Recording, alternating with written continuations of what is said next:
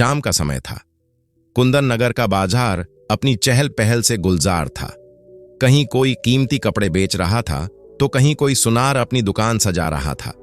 भीड़ में से रास्ता बनाता हुआ एक आदमी पूरे शानो शौकत के साथ चला आ रहा था। उसका नाम था जोरावर। वह कुंदन नगर का सबसे अमीर और रुतबेदार व्यापारी था। जोरावर के हाथ में एक सोने की अंगूठी थी जिसमें बीचों बीच एक बेशकीमती हीरा जड़ा हुआ था, जिसकी चमक आंखों को चौंधियां देती थी। उसके साथ 2 नौकर थे जो उसके पीछे पीछे उसी ऐंठ के साथ चल रहे थे। वह हर दुकान के सामने रुकता मगर कुछ खरीदता नहीं। दुकानदारों को ऊपर से नीचे तक देखता, मानो वह उन्हें किसी लायक नहीं समझता। उसे अपने धन का घमंड था। उसे लगता था कि वह चाहे तो पूरा बाजार खरीद सकता है। तभी उसकी नजर बाजार के एक कोने में बैठे एक बूढ़े बढ़ई पर पड़ी।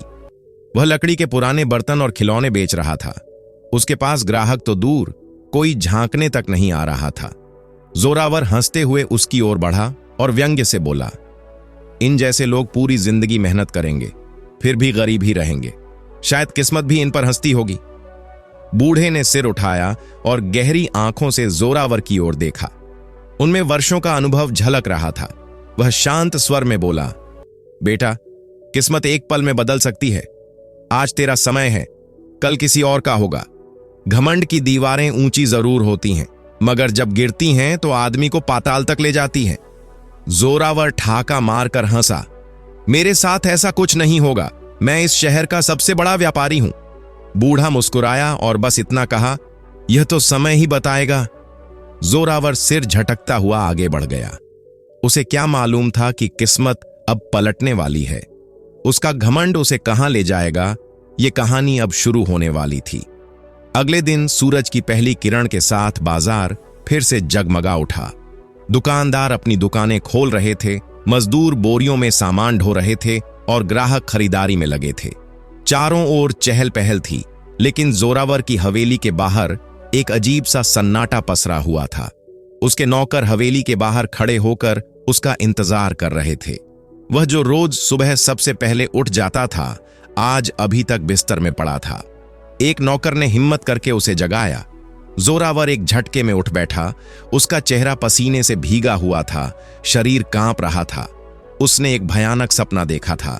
सपने में वह खुद को उसी बाजार में खड़ा देखता है, लेकिन उसके कपड़े मैले हैं, चेहरा धूल से सना हुआ है और लोग उससे मुंह मोड़कर जा रहे हैं। जब वह दुकानदारों से बात करता है तो वे उसे पहचानने से इनकार कर देते हैं। तुम कौन हो? हमने तुम्हें कभी नहीं देखा। वह भागकर अपनी हवेली की ओर लौटता है, लेकिन रास्ता उसे नहीं मिलता। सपने से जागकर भी उसके दिल की धड़कन तेज थी। उसे लग रहा था मानो कोई अनहोनी उसके दरवाजे पर दस्तक दे रही हो। वह फौरन तैयार होकर बाजार पहुंचा, लेकिन वहां का नजारा बिल्कुल अलग था। अब कुंदन नगर की हवा में कुछ बदल चुका था। किस्मत की चाल शुरू हो चुकी थी। कुछ लोग बाजार के बीचों बीच खड़े थे। पेड़ों के नीचे हलचल सी मची थी। जोरावर ने पास खड़े एक व्यापारी से पूछा, यह सब क्या हो रहा है? व्यापारी ने आश्चर्य से उसकी ओर देखा और बोला, तुम्हें नहीं पता? सम्राट ने कल रात एक नया कानून लागू किया है। सम्राट के मंत्री ने ऐलान किया है कि जो भी व्यापारी नाजायज मुनाफा कमाता है, उसकी सारी संपत्ति जब्त कर ली जाएगी। यह सुनते ही जोरावर के पैरों तले जमीन खिसक गई, क्योंकि उसकी दौलत का ज्यादातर हिस्सा मुनाफाखोरी और जमाखोरी से ही इकट्ठा किया गया था। अगर सम्राट के सिपाही उसके गोदाम पर छापा मारते तो उसका सब कुछ चला जाता। उसने घबराहट में खुद को संभाला और फौरन अपने नौकरों को बुलाकर आदेश दिया, तुरंत गोदाम में जाकर सारा कीमती सामान कहीं और छुपा दो। इसी बीच सम्राट के सिपाहियों का एक दस्ता बाजार में दाखिल हुआ। लोग घबराकर उनके रास्ते से हटने लगे। सिपाहियों के बीच में एक आदमी खड़ा था, सम्राट का मंत्री। मंत्री ने एक कागज निकाला और ऊंची आवाज में ऐलान किया, कुंदन नगर के व्यापारी जोरावर पर जमाखोरी, मुनाफाखोरी और धोखाधड़ी के गंभीर आरोप हैं। सम्राट के आदेशानुसार उसकी सारी संपत्ति और कारोबार जब्त किए जाते हैं। यह सुनते ही जोरावर के चेहरे का रंग उड़ गया। उसने आसपास खड़े लोगों की ओर देखा, लेकिन कल तक जो लोग उसके सामने सिर झुकाते थे, आज उससे नजरें चुरा रहे थे। कोई उसके पक्ष में कुछ नहीं बोला, कोई मदद के लिए आगे नहीं आया। तभी उसकी नजर बाजार के कोने में बैठे उसी बूढ़े बढ़ई पर पड़ी जो कल उसे समझा रहा था। बूढ़े ने एक नजर जोरावर पर डाली और शांत स्वर में कहा, मैंने कहा था ना, घमंड की दीवार चाहे जितनी ऊंची हो, जब गिरती है तो इंसान को पाताल में ले जाती है। अब जोरावर के दिल की धड़कन तेज हो चुकी थी। सिपाही उसे पकड़कर सम्राट के दरबार में ले गए। दरबार भरा हुआ था। सम्राट अपने सिंहासन पर बैठा था। चारों तरफ व्यापारी, आम नागरिक और वे लोग भी मौजूद थे जो कल तक जोरावर की चापलूसी किया करते थे। लेकिन आज उनकी आंखों में डर, नफरत और नफरत में लिपटी चुप्पी थी। हमदर्दी का कहीं नामो निशान नहीं था। जोरावर के मन में एक ही सवाल घूम रहा था, ये सब मेरे साथ ही क्यों हुआ? कल तक मैं इस नगर का सबसे बड़ा व्यापारी था और आज एक अपराधी की तरह यहां खड़ा हूं। सम्राट ने मंत्री की ओर देखा और पूछा, मंत्री, क्या तुम्हें यकीन है कि यह आदमी मुनाफाखोरी और जमाखोरी में लिप्त है? मंत्री ने सिर झुकाकर कहा, महाराज, हमारे गुप्तचरों की रिपोर्ट के अनुसार जोरावर ने अनाज और जरूरी वस्तुएं बड़ी मात्रा में छुपा कर रखी थीं, ताकि जब बाजार में कमी हो तब वह उन्हें ऊंचे दामों पर बेचकर भारी मुनाफा कमा सके। जब हमने इसके गोदाम पर छापा मारा तो वहां सैकड़ों बोरियां अनाज की मिली, जबकि बाजार में लोग भूख से मर रहे हैं। यह सुनते ही दरबार में एक शोर मच गया। लोग आपस में कानाफूसी करने लगे। कुछ महीने पहले कुंदन नगर में सूखा पड़ा था। लोग रोटी के एक एक टुकड़े को तरस रहे थे। अब सबकी समझ में आने लगा कि उनकी इस हालत के पीछे जोरावर जैसे लालची लोग थे। जोरावर यह सब सुनकर कांप उठा, लेकिन उसने हिम्मत जुटाई और बोला, महाराज, मैं निर्दोष हूं, मुझे फंसाया गया है। परंतु उसकी आवाज में पहले जैसी ताकत नहीं थी। वह डर, शर्म और पछतावे के बीच झूल रहा था। मैंने तो हमेशा मेहनत से ही दौलत कमाई है, कभी किसी के साथ अन्याय नहीं किया। जोरावर की आवाज थरथरा रही थी, पर उसका चेहरा अब भी अपने बचाव की उम्मीद में था। सम्राट ने उसकी बात सुनी, फिर अपनी दृष्टि दरबार में मौजूद व्यापारियों की ओर घुमाई और गंभीर स्वर में पूछा, क्या यहां कोई ऐसा व्यक्ति है जो इस जोरावर के पक्ष में गवाही दे सके? जोरावर ने तेजी से दरबार में नजर दौड़ाई। कल तक जो लोग उसके दोस्त कहलाने में गर्व महसूस करते थे, आज सबकी निगाहें झुकी हुई थीं। कोई भी आगे नहीं आया, न कोई मित्र, न कोई सहायक, सब खामोश, जैसे मानो उन्होंने जोरावर को कभी जाना ही न हो। सम्राट ने अपने सिपाहियों की ओर देखा और आदेश दिया, जोरावर की सारी संपत्ति जब्त कर ली जाए और इसे राज्य से बाहर निकाल दिया जाए। यह सुनते ही जोरावर की रगों में खून जम गया। उसका चेहरा पीला पड़ गया। वह चीख पड़ा, नहीं महाराज, मेरे साथ ऐसा अन्याय मत कीजिए। मैं सब कुछ वापस कर दूंगा। मैं लोगों को अनाज मुफ्त में बांट दूंगा। लेकिन सम्राट ने उसकी एक भी बात नहीं सुनी। सिपाहियों ने उसे पकड़ लिया और घसीटते हुए दरबार से बाहर ले जाने लगे। वह छूटने की कोशिश करता रहा, गिड़गिड़ाता रहा, पर वहां उसकी आवाज सुनने वाला कोई नहीं था। जैसे ही उसे दरबार के बाहर लाया गया, उसकी नजर फिर से उस बूढ़े बढ़ई पर पड़ी जो दरवाजे के पास खड़ा था। बूढ़े के चेहरे पर कोई आश्चर्य नहीं था। वह बस धीरे से बोला, घमंड की कीमत हमेशा चुकानी पड़ती है। जोरावर, अब तुम्हारी बारी थी और वक्त ने अपना काम कर दिया। ये शब्द सुनकर जोरावर के पैरों तले जमीन और भी खिसक गई। अब उसके पास कुछ नहीं बचा था। दो सिपाहियों ने उसे नगर के मुख्य द्वार तक ले जाकर बाहर छोड़ दिया। दरवाजा जैसे ही बंद हुआ, जोरावर ने पलटकर शहर की ओर देखा। वही शहर जहां वह कभी सबसे बड़ा व्यापारी था, जहां उसकी इज्जत थी, दौलत थी और लोग उसके इशारों पर चलते थे। मगर आज वही शहर उसे दुत्कार रहा था। उसने थकी नजरों से अपने कपड़ों की ओर देखा, जो कभी रेशमी शान की पहचान थे, अब धूल और मिट्टी से सने हुए थे। सिपाहियों ने उसकी अंगूठी तक छीन ली थी। उसने पहली बार अपने आप को असहाय और नग्न महसूस किया, केवल अहंकार के नीचे दबा एक टूटा हुआ इंसान। जोरावर सोचने लगा, अब कहां जाऊं? कुंदन नगर से बाहर का सफर आसान नहीं होगा। मुझे कहीं आश्रय मिलेगा या नहीं, कुछ खाने को मिलेगा या नहीं, कुछ नहीं पता। वह बिना रुके चलता रहा। घंटों बीत गए। सूरज अब ढलने लगा था। भूख और प्यास से उसकी हालत बिगड़ रही थी। तभी उसे थोड़ी दूर पर एक छोटा सा गांव दिखाई दिया, कुंदन नगर की सीमाओं के पास। उसे एक आशा की किरण दिखाई दी। वह गांव की ओर बढ़ा। गांव में दाखिल होते ही सबसे पहले उसकी नजर एक कुएं पर पड़ी। वह लपक कर आगे बढ़ा, पानी निकाला और प्यास बुझाई। हर एक घूंट मानो उसके शरीर में जान फूंक रहा था। लेकिन जैसे ही उसकी नजर कुएं के पास बैठे कुछ लोगों पर पड़ी, उसका दिल एक बार फिर धक से रह गया। वह सब लोग लकड़ी के बर्तन और खिलौने बना रहे थे। उनमें से एक था वही बूढ़ा बढ़ई। बूढ़े ने जोरावर को देखा, लेकिन उसके चेहरे पर कोई हैरानी नहीं थी, जैसे वह जानता था कि एक दिन यह समय आना ही था, तो किस्मत ही तुम्हें यहां ले आई, जोरावर। बूढ़े ने गहरी नजर से उसे देखते हुए कहा। जोरावर ने कुछ नहीं कहा। कल तक जिसे वह एक मामूली बढ़ई समझता था, आज वही आदमी उसके सामने खड़ा था, जबकि खुद जोरावर, जिसने कभी शाही ठाठ में जीवन जिया था, अब एक टूटा, असहाय और साधारण इंसान बन चुका था। मुझे काम चाहिए, जोरावर ने धीमे और शर्मिंदगी भरे लहजे में कहा। मैं भूखा हूं, मेरे पास अब कुछ नहीं बचा है।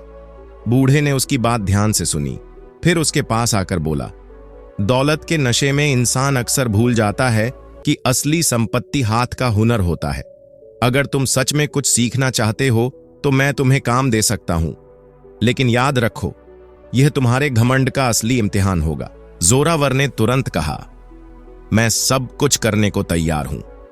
बूढ़े ने एक लकड़ी का टुकड़ा उसकी ओर बढ़ाया और कहा, पहले इसे तराशना सीखो, यही तय करेगा कि तुम काम के लायक हो या नहीं। जोरावर ने कांपते हुए हाथों से वह लकड़ी का टुकड़ा ले लिया। वह आदमी जो कल तक रेशमी वस्त्रों में बैठा व्यापार चलाता था, आज एक मामूली मजदूर की तरह कुछ नया सीखने की राह पर था। क्या वह यह काम कर पाएगा? क्या वह सचमुच बदल पाएगा? रात अब गहराने लगी थी। गांव के घरों में छोटे छोटे दिए जल रहे थे, पर जोरावर की रात भारी और कठिन थी। वह एक लकड़ी के तख्त पर बैठा था, एक हाथ में चाकू और दूसरे हाथ में कुछ औजार।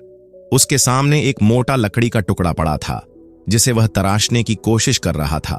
नजदीक ही वह बूढ़ा बढ़ई चुपचाप बैठा उसे देख रहा था। जोरावर के हाथ कांप रहे थे। उसने अपनी जिंदगी में कभी इस तरह का काम नहीं किया था। कुछ ही मिनटों में वह झल्लाकर खड़ा हो गया। उसने चाकू जमीन पर फेंका और चीखा, यह बहुत मुश्किल है, मैं यह नहीं कर सकता। मैं एक व्यापारी था, मैंने कभी ऐसा काम नहीं किया। उसके चेहरे पर गुस्सा और हताशा साफ दिख रही थी। बूढ़े ने शांत स्वर में कहा, तुम्हारे हाथ मेहनत के आदी नहीं हैं, पर तुम्हारा घमंड अब भी जिंदा है। अगर सच में बदलना चाहते हो तो सब्र रखो और सीखो। जोरावर ने गहरी सांस ली, चुपचाप वापस बैठा और फिर से लकड़ी तराशने लगा। अब वह जान चुका था, पीछे लौटने का कोई रास्ता नहीं बचा। अगले कुछ दिनों तक यही सिलसिला चला। वह सुबह सवेरे उठता, लकड़ी तराशता, कभी ठीक करता, कभी गलती कर बैठता, पर हार नहीं मानता। समय बीतता गया। धीरे धीरे उसके हाथों ने हुनर पकड़ना शुरू किया। 1 महीने बाद अब वह लकड़ी के सुंदर खिलौने और बर्तन बनाने में निपुण हो चुका था। हर सुबह वह बूढ़े बढ़ई के साथ काम में जुट जाता और शाम को बाजार में जाकर अपनी बनाई हुई चीजें बेचता। अब जोरावर, जिसने कभी घमंड की ऊंचाई को छुआ था, अब विनम्रता के साथ मेहनत की सच्ची राह पर चल रहा था। आज भी जोरावर बाजार में खड़ा था, मगर आज कुछ अलग हुआ। एक अमीर व्यापारी वहां से गुजर रहा था। उसने जोरावर के हाथ से एक लकड़ी का बर्तन उठाया और उसे ध्यान से देखने लगा। सचमुच, यह तो बहुत ही खूबसूरत है। क्या तुमने इसे बनाया है? व्यापारी ने पूछा। जोरावर ने पहली बार घमंड नहीं, बल्कि विनम्रता से मुस्कुराते हुए जवाब दिया, जी हां, इसे मैंने ही बनाया है। व्यापारी प्रभावित होकर बोला, तुम जैसे हुनरमंद लोग बहुत कीमती होते हैं। मैं तुमसे ये बर्तन खरीदना चाहता हूं, बल्कि अगर तुम चाहो तो मेरे लिए काम भी कर सकते हो। जोरावर चकित रह गया। यह वही व्यापारियों की बिरादरी थी जो कल तक उसे दुत्कारती थी और आज उसके हाथ के हुनर की सराहना कर रही थी। रात को जब वह अपने झोपड़े में लौटा तो उसने सारी बात बूढ़े बढ़ई को बताई। बूढ़ा मुस्कुराया और बोला, हाथों में अगर सिर्फ दौलत हो तो वह घमंड लाती है, मगर जब हाथों में हुनर हो तो वही हाथ सम्मान के काबिल बन जाते हैं। जोरावर ने सिर झुका लिया। आज पहली बार उसने सच्चाई को महसूस किया था। घमंड इंसान को कहीं का नहीं छोड़ता, लेकिन मेहनत और हुनर उसे फिर से खड़ा कर सकते हैं। 2 साल बीत गए। वही जोरावर, जो एक समय कुंदन नगर का सबसे बड़ा व्यापारी था, अब एक माहिर बढ़ई बन चुका था। उसके बनाए लकड़ी के बर्तन, खिलौने और सजावटी वस्तुएं अब सिर्फ गांव में नहीं, बल्कि कुंदन नगर के बाजारों में भी मशहूर हो चुकी थीं। उसका नाम अब दौलत से नहीं, बल्कि हुनर और ईमानदारी से जुड़ चुका था। मगर अब उसके चेहरे पर घमंड नहीं, बल्कि विनम्रता और अनुभव की रेखाएं थीं। आज पहली बार वह वापस कुंदन नगर लौट रहा था। वही नगर जिसने उसे अपमानित करके बाहर निकाल दिया था। वही बाजार जहां कभी वो रेशमी वस्त्रों में घूमता था, आज वह वहां एक साधारण कारीगर की तरह जा रहा था। मगर इस बार वह खाली हाथ नहीं था। उसके साथ था उसका हुनर, मेहनत और एक बदला हुआ दिल। कुंदन नगर में उसने एक छोटी सी दुकान खोली, जहां वह अपने हाथों से बनी लकड़ी की चीजें बेचने लगा। लोग उसकी कारीगरी की तारीफ करने लगे। धीरे धीरे उसका व्यापार फिर से चल पड़ा, मगर इस बार वो मुनाफे के पीछे नहीं, ईमानदारी और मेहनत के साथ आगे बढ़ रहा था। एक दिन जब वह दुकान पर काम कर रहा था, उसकी नजर उसी बूढ़े बढ़ई पर पड़ी जो बाजार से गुजर रहा था। जोरावर तुरंत आगे बढ़ा, उसके पैर छू लिए और भावुक स्वर में बोला, बाबा, आज जो कुछ भी हूं वो आपकी वजह से हूं। मैंने घमंड छोड़ दिया है और मेहनत को अपना लिया है। उसकी आंखों में आज सच्चाई और कृतज्ञता की चमक थी। बूढ़े ने मुस्कुराकर उसके सिर पर हाथ रखा और कहा, घमंड तभी टूटता है जब इंसान को यह समझ में आ जाए कि वो सच में कुछ नहीं है, और वही समझ उसे सबसे बेहतर बना देती है। दूसरी ओर कुंदन नगर के सम्राट का दरबार लगा था। मंत्रियों के बीच चर्चा हो रही थी। कुछ महीने पहले एक मंत्री ने सम्राट को बताया था, महाराज, वही जोरावर जो कभी मुनाफाखोरी करता था, आज नगर का सबसे ईमानदार व्यापारी बन चुका है। वो लोगों को सिखाता है कि दौलत का घमंड कैसे बर्बाद करता है और मेहनत कैसे इंसान को दोबारा अमीर बनाती है। सम्राट यह सुनकर हैरान हुआ। उसने जोरावर को दरबार में बुलाया। जब जोरावर दरबार में पहुंचा, उसकी नजरें झुकी हुई थीं। सम्राट ने सख्त स्वर में पूछा, जोरावर, क्या तुम्हें याद है जब तुम्हें इसी नगर से बेइज्जत करके निकाला गया था? जोरावर ने सिर झुकाकर कहा, जी महाराज, वो मेरी जिंदगी का सबसे बड़ा सबक था। आज मैं जान चुका हूं कि घमंड की दीवार कितनी कमजोर होती है। सम्राट मुस्कुराया और कहा, पहले तुम सिर्फ एक धनवान व्यापारी थे, पर ईमानदार नहीं थे। आज तुम्हारे पास सबसे बड़ी दौलत है, ईमानदारी। और सच कहूं, यही असली धन है। मैं तुम्हें दोबारा कुंदन नगर में व्यापार करने की अनुमति देता हूं, लेकिन एक शर्त है, तुम अपना हुनर दूसरों को सिखाओगे और ईमानदारी को कभी नहीं छोड़ोगे। जोरावर ने भावुक होकर सिर झुका लिया और कहा, महाराज, यही अब मेरा धर्म है। यह सुनकर जोरावर की आंखों में आंसू आ गए। वो भावुक होकर बोला, महाराज, मैं वादा करता हूं कि अब घमंड को कभी भी अपने पास नहीं आने दूंगा। और यहीं से उसकी जिंदगी ने एक नया मोड़ लिया। एक बार फिर जोरावर कुंदन नगर का सबसे मशहूर व्यापारी बन गया। मगर इस बार वह सिर्फ धनवान नहीं, बल्कि लोगों के लिए एक मिसाल बन चुका था। अब उसकी दुकान पर हर दिन कई लोग आते, कुछ सामान खरीदने और कुछ उसकी बातें सुनने। वह सबको यही कहता, दौलत तो आनी जानी चीज है, मगर हुनर, वह हमेशा इंसान के साथ रहता है। घमंड इंसान को तबाह कर देता है, मगर विनम्रता उसे फिर से खड़ा कर देती है। वही जोरावर जो कभी अहंकार में डूबा रहता था, आज नगर के सबसे सम्मानित लोगों में गिना जाता था, क्योंकि अब वह सचमुच एक बदला हुआ इंसान था। आज की यह कहानी हमें एक गहरी सीख देती है। घमंड के घोड़े पर सवार इंसान भले तेज दौड़ता हो, लेकिन उसका गिरना निश्चित होता है।